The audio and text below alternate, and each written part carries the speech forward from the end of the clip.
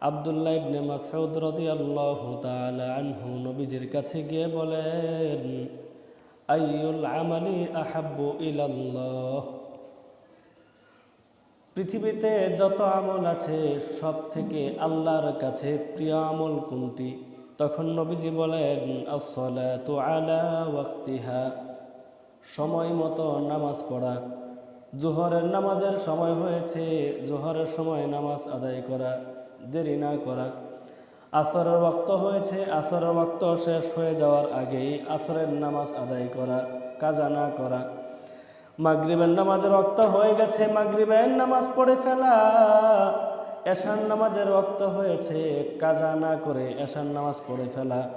ফজরের ওয়াক্ত হয়েছে, কাজা না করে ফজরের ওয়াক্তে ফজরের নামাজ পড়া। এটা হলো আল্লাহ তাআলার কাছে সব থেকে প্রিয় আমল। সুবহানাল্লাহ বলেন।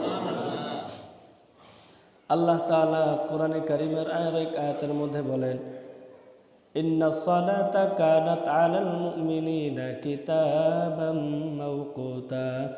আল্লাহ বলেন, সময় মতো নামাজ পড়াকে আমি আল্লাহ তাআলা ফরজ করে দিয়েছি। বলেন সুবহানাল্লাহ। সময় মতো নামাজ পড়াকে আল্লাহ কি করেছেন? সবাই বলেন কি করেছেন? ফরজ করে দিয়েছেন।